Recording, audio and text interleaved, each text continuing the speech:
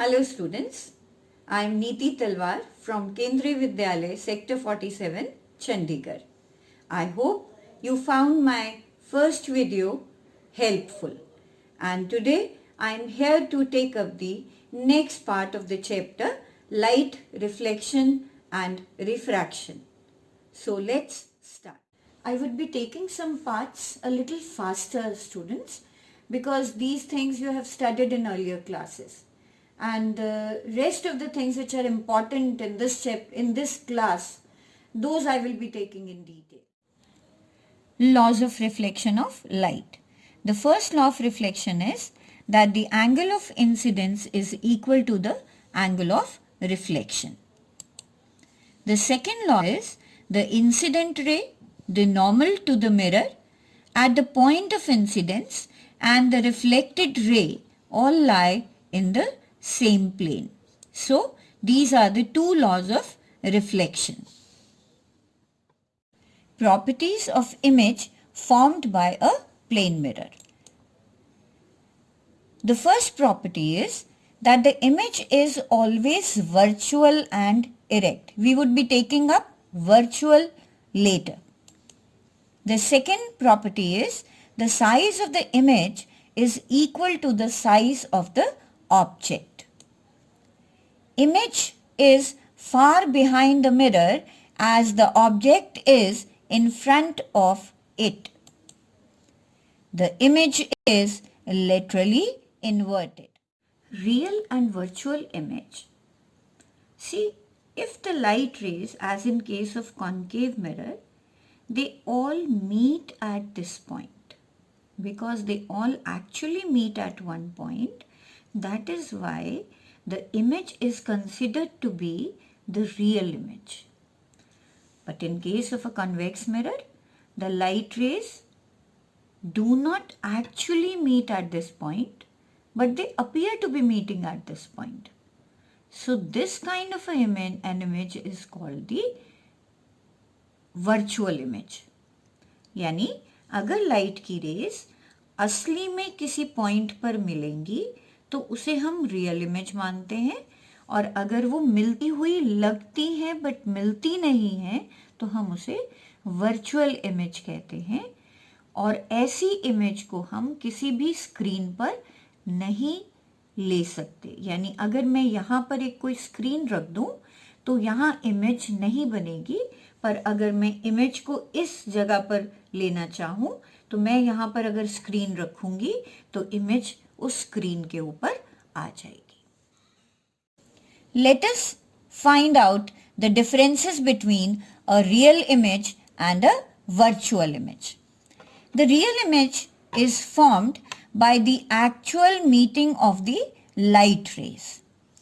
On the other hand, the virtual image is made or formed when the reflected rays appear to be meeting at a point. They don't actually meet at a point.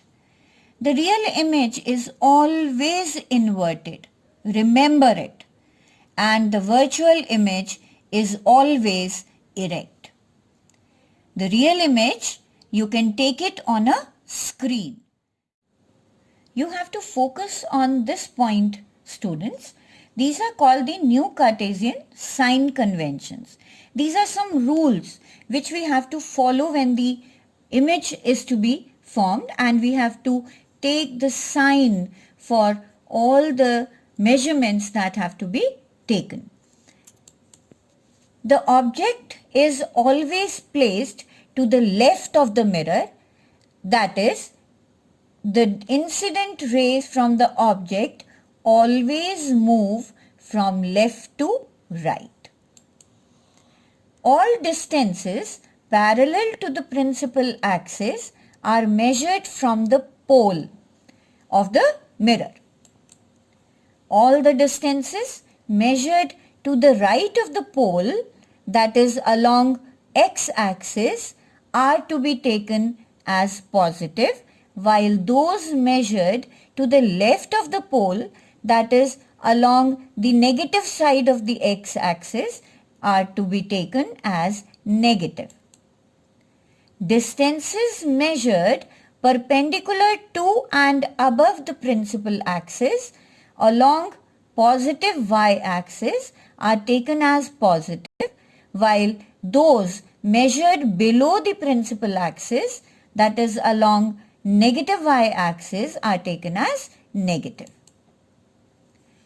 While solving numericals, we would be using these signs and these conventions. Let's understand the Cartesian sign conventions with the help of a diagram. So this is a concave mirror and this point is called P, that is the pole of the mirror. This is the principal axis, right? This is the y-axis, this is the x-axis. Always the object has to be kept on the left hand side of the mirror. That means the ray that is incident on the mirror will come from the left hand side. All the distances have to be measured from the pole, right? That means if we have to measure the distance, then we will start measuring it this way if the point lies on the right hand side. And if the point lies somewhere here, that is on the left hand side, then the distance has to be measured again from the pole only, but that would be in the opposite direction to the direction of the incident ray. Now, if the point lies on the right side, that I already said, it would be taken as positive.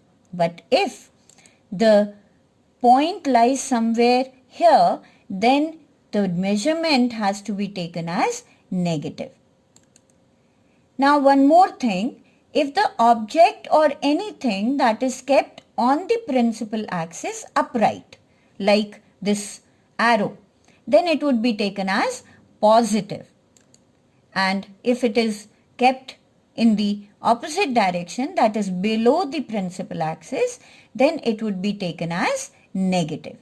So one thing is very important, children, that the object has to be kept here, always on the left hand side. It means the distance we are going to measure from pole to the object would always be negative. This is also known as object distance and is denoted by the letter small u. The object is kept on the principal axis always upright. It means that will always be taken as positive, and that is called the height of the object, and it is denoted by the letter h, small h.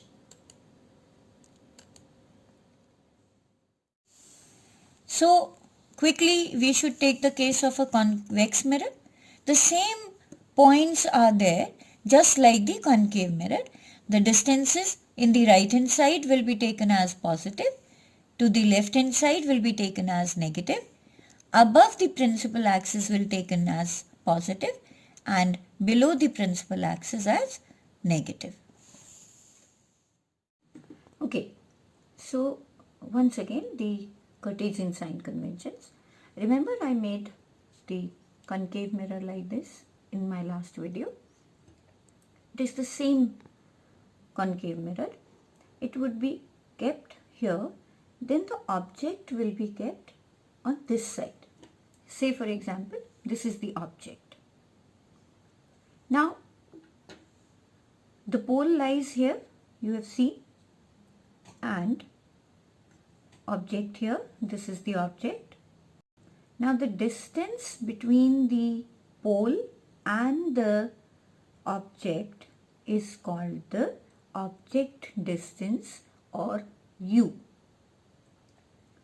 Because it is kept on the left hand side of the mirror, that is why the direction of measurement would be from pole to this side, that is on the left hand side. Therefore, this measurement will be taken as negative. At the same time, because the Object is kept above the principal axis. That is why all the distances above the principal axis will be taken as positive. The distances below the principal axis will be taken as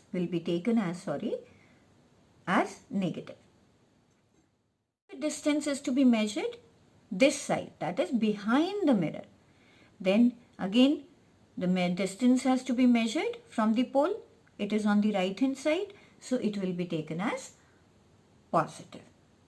Now suppose in place of this I take a convex mirror. So this would be the convex mirror. The pole would be here. The object would be kept on this side. So the distances on this side, yani object distance negative, height of the object positive. The image distance, that would depend on which side the image is formed and which below the principal axis or above the principal. So let's take up mirror formula. When we calculate the numericals, when we solve the numericals, we need a formula, and that is taken up in the cases of mirrors, that is concave and convex mirror. The mirror formula is 1 upon V plus 1 upon U is equal to 1 upon F. This is called mirror formula. Now, what is U? I just told you that U is the object distance, that is the distance between the pole and the object.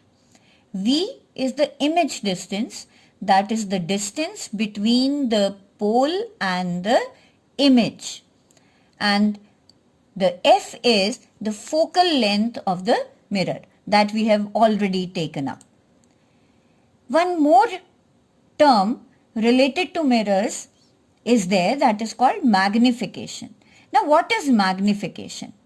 Magnification produced by a mirror is defined as the ratio of the size of the image to the size of the object.